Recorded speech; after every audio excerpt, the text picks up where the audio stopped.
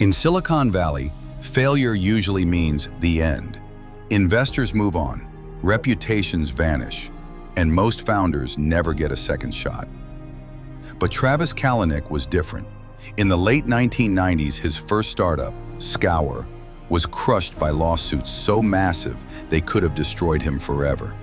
Instead, he walked away more determined, more ruthless, and more obsessed with disruption.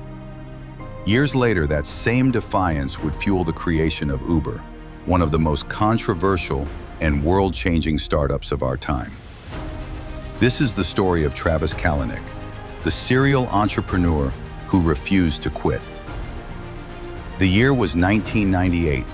The internet was exploding, and music piracy was just beginning to terrify record labels. Napster would become the name everyone remembered. But before Napster, there was Scour. Scour was a peer-to-peer search engine for music and video, founded by a group of UCLA students. One of them was Travis Kalanick, a sharp, restless computer engineering student with big ambitions. Scour allowed users to find and share MP3s and movie files with shocking ease. It was groundbreaking, and it was illegal. The entertainment industry noticed almost immediately. By 2000, the Recording Industry Association of America and the Motion Picture Association of America had filed a $250 billion lawsuit against Scour. Yes, billion, with a B, one of the largest copyright lawsuits ever filed at the time. The company had no chance. Scour declared bankruptcy, and Travis, just in his early 20s, was suddenly branded a failed founder at the center of a legal firestorm. For most people, that would have been the end. But for Travis, it was fuel. After Scour, Kalanick didn't disappear. He launched another company called Red Swoosh, a file-sharing startup that tried to avoid the same copyright pitfalls by partnering with media companies. It wasn't glamorous. He struggled for years, moving the company to Thailand at one point to cut costs, living lean, hustling to keep the dream alive. But eventually, in 2007, Akamai Technologies acquired Red Swoosh for $19 million. Not a life-changing exit, but it gave Travis something more valuable: credibility. He had survived failure, clawed back a win, and proved he wasn't done yet. Then came 2009, the year that would change everything. That's when Travis met Garrett Camp, the co-founder of StumbleUpon. Camp had an idea, a simple app that could summon a black car with the tap of a button. He called it Uber Cab. At first, Travis was skeptical, but soon he saw the potential. This wasn't just a ride service, it was a chance to disrupt an entire industry.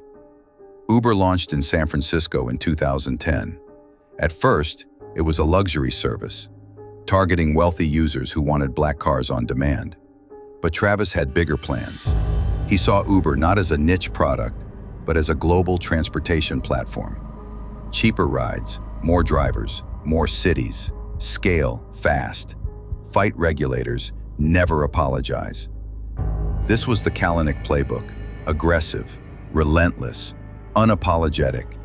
It was the mindset forged during Scour, when the system tried to crush him and he decided to fight back instead of surrender. The results were explosive. Uber spread city by city, country by country, defying laws, bypassing taxi unions, winning over millions of customers. By 2015, Uber was valued at $50 billion, one of the fastest growing startups in history. And at the center of it all was Travis, combative, obsessed with winning, willing to do whatever it took. But the same qualities that fueled Uber's rise also led to its downfall. Travis built a culture that mirrored his personality: aggressive, competitive, and often toxic. Stories of internal chaos, sexual harassment, and questionable tactics began to surface. The company's battles with regulators grew uglier. Taxi drivers protested in the streets. The media painted Uber as a symbol of Silicon Valley arrogance. Then came 2017, the year everything unraveled. A former Uber engineer, Susan Fowler, published a blog post exposing systemic harassment and discrimination inside the company. The hashtag #DeleteUber went viral after the company was accused of exploiting a taxi strike at JFK Airport. And a video surfaced, Travis himself angrily arguing with an Uber driver. The board had seen enough. That summer, they forced him to resign as CEO. Just like Scour, Travis once again found himself pushed out of the company he had built. But this time, the stakes were global. So what do we make of Travis Kalanick? On one hand, he was a visionary who helped create a company that changed how billions of people move through the world. Uber wouldn't exist without his relentless drive. On the other hand, his refusal to bend, his obsession with disruption, and his combative leadership nearly destroyed it. Travis's story is a reminder of the fine line entrepreneurs walk between persistence and recklessness. The same fire that lets you rise from failure can also burn everything down. After Uber, Travis didn't disappear. He launched Cloud Kitchens, a startup focused on ghost kitchens for delivery-only restaurants. Still chasing the next big disruption. Whether he'll succeed again remains to be seen. But one thing is certain, Travis Kalanick will never stop trying. Because for him, quitting was never an option.